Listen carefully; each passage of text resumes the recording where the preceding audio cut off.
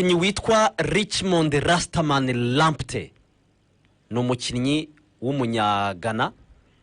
waguzwe na APR uyu mwaka. Maestro Narsene Maestro ne yaguzwe uyu mwaka avuye mu ikipe ya Asante Kotoko iba mu mujyi wa Kumasi. Ni umujyi wa kabiri ukomeye cyane mu gihugu cya Ghana. Akaba yaraje muri APR ndetse binavugwa ko ari umwe mu bakinnyi buriya ngo bahenze bahembwa amafaranga menshi muri APR. Aje ahantu tumwibuka abakunzi ba APR navuga yuko ni bitandatu njye uko nari nabyumvise, ariko ibintu by'imishahara ndi kuvuga ibyo numvise ni hagati ya 6 na 7 uko nari nabyumvise. Ntabwo ndi sibiri 100%. akazamo naba Pichu bangahe ariko we n'abantu bitwa ba Dauda n'abakinnyi bahembwa amafaranga menshi. arega bira bintu igihe yanditse ivuga ko APR hembwa arenga miliyoni 200 biba bizamurwa n'ibyo byose nyine. Hanyuma rero ndamutse mvuze ko abakunzi ba APR uyu mukinnyi ikintu bamwibukiraho ko yaba yarakoze kuva yagurwa ni passe yahaye Mamadusi muri Sekafa Kagame Cup. yahise ijya mu mitwe y'abafana ba APR, ariko kikaba cyari n'ikimenyetso cy'uko uyu mukinnyi ashobora kuba azi gukina. Ashobora kuba azi gukina. Burya hari pass umuntu akora ukabona atari ikintu kimugwiririye, kikaba atari ikintu cyatombora. Gusa nyuma yaho ntabwo twigeze tubona umutoza amukoresha, ndetse ngo byaje no kumutera kuyaga. Hari na match yagombaga gukina ari kuri fede match, ariko ngo aza gushwana n'umutoza kuri Kigali Pere, umukinnyi ngo ahita ava mu bandi arimanukira arigenda. Icyo gihe nazamutse APR iri mu myito irimo kwishyushya, turi kumwe na Kanyizo, turi mu modoka dukubitana na Richmond Lamptey ageze ari gutambura rwose kuri amusigiti, ageze ku musigiti arimo yimanukira n'amaguru. kandi ubwo twakubita amaso kuri line-up tukabona ari kuri bench. Noneho yarari kuri tugiye kubona tubona ari kubona Makaristeri. Icyo gihe mu mitima y'abamwe abantu bati ubwo nta tuntu tugiye tunyuranye agiye gukurikirana mbere ya match dushobora kuza kumufasha muri match. si match ya AS Kigali ya Heroes Cup igikombe cy'intwari. Nibyo tuhageze tubona no kuri ntabwo arimo yishyushye, turavuga se ari gukina atishyuhije. reka burangwe uriya musore Fred Warren wese amusimbura kuri mu bakinnyi ne kuri Fede Match niwe sujyaho. Hari umuntu wo muri APR nagerageje kubaza arambwira ngo yagize ikibazo agahita ava mu bandi akigendera, ariko ko birashoboka ko cyari ikibazo ariko yagiranye n'umutoza. Hari amakuru avuga ko ikibazo yafitanye na Darko Novic gishobora kuba gifite umuzi wuko yaba yarifujwe ko yajya muri agency yitwa Miri Sport ifite ihuriye na Darko Novic akabyanga. Ibyo bintu ngabo amakuru y'imvaho kuri iyi nkuru uko bimeze na yahe bimeze ibintu umuzi wabikomojeho neza. Ni ibintu byahereye muri Sekafa. Uyu mukinnyi yaguzwe yarabaye selectionné mu ikipe y'igihugu ya Ghana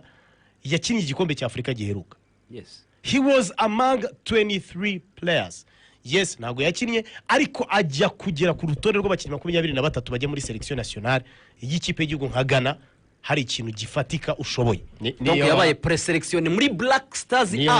niyo ba selection ntabwo yabonye preselection, yabonye selection finale. Yabonye preselection anabona selection ijya mu kipe y'igihugu. Niyo wabona preselection ukajya mu bakinnyi 40 Ghana itekerezaho. Ghana A apana Ghana ya Chan cyane, Ghana yaba bayu, Ghana yaba Thomas Partey, Kudus cyane basemenyo ni ikipe ikomeye uburemereye. Iyo kipe kandi urumuro kukina muri Ghana urumva ikintu kuntu kiba gikomeye uba uri mu bameyere muri icyo gihugu. Uwo mukinnyi yagiye muri Sekafa, umutoza amufiteho impression nziza, amubonamo ahazaza. Abegereye uyu mukinnyi bakubwira ko ngo muri Sekafa aribwo uyu mutoza yahise atangira kumwegera amubwira ati ubwo amaze gukora transfer byarangiye, nakurangira deal, nakurangira agency ishobora kugufasha kuzamura kariyeri yawe ku buryo rwose mu mwaka umwe buvuye muri APR ugiye mu ekipa akomeye kurusha yandi muri Afrika. Yarabipreshije Yarabipreshije ko ashaka kumujyana mu makipe yo muri Afurika pana byo kuvuga ngo ku mugabane w'Uburayi iyo company reka mbanze nyibasobanurireho mumenye ibyayo iyo company yitwa Mir Sports Mir MER yashinzwe mu bihumbi 2022 ariko ubu tuvugana imaze kugira abakinnyi 39 across the continent barimo na Caleb barimo na Bimenyimana Bonfils Caleb niwe bya bintu twibazaga tuti Caleb abaye hati iyi company ni imuzunguza uyushute hari abantu ubona bafite company ikomeye urumva iyo company ifite abakinnyi 39 barimo 29 bakina mu byiciro bya mbere hirya no hino ku mugabane wa Afurika uheruka kwinjira muri iyo company ni umukinnyi mushya APR iheruka kongeramo witwa Sheikh Jibril Watara niwe mukinnyi mushya iyo kipe iheruka kongeramo yamwongeyemo mu kwezi kwa mbere Darikonovic ashaka kwizanira muri uku kwezi kwa mbere nibwo uyu mwataka yasinyiye iyi company ibamo n'abatoza ariko ibamo n'abatoza bagera kuri 6 ba Nazreddin Nabi nawe aba muri Darikonovic ibamo muri iri tsinda ibamo umutoza witwa Sidiramovic Sidiramovic ntimumuzi watozaga yange ejo bundi uyu w'ubwanwa nawe ayirimo n'uyu wa Kaizer Chiefs nyine Nabi niwe yavugaga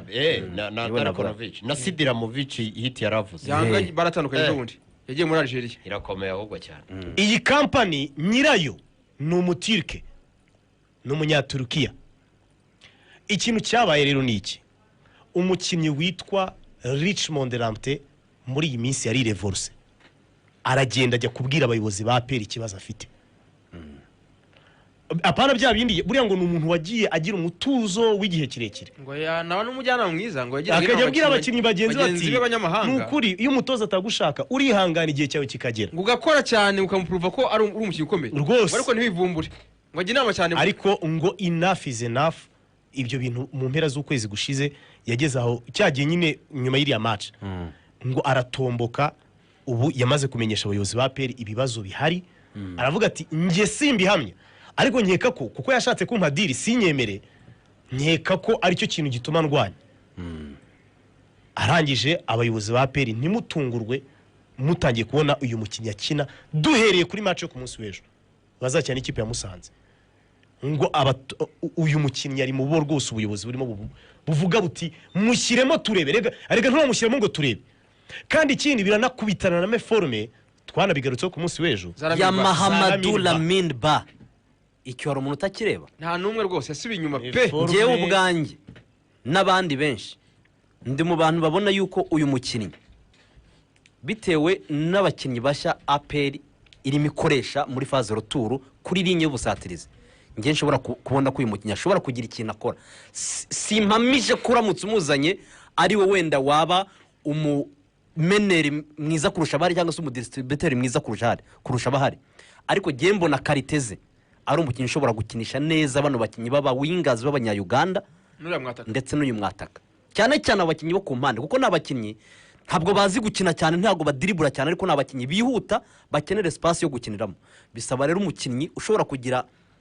IQ yo hejuru gutekereza byihuse wihuse mu maguru ufata bari ikintu cyambere atekereza ari ugupasa nka kuri abawuziri bari bameze atari umuntu ugira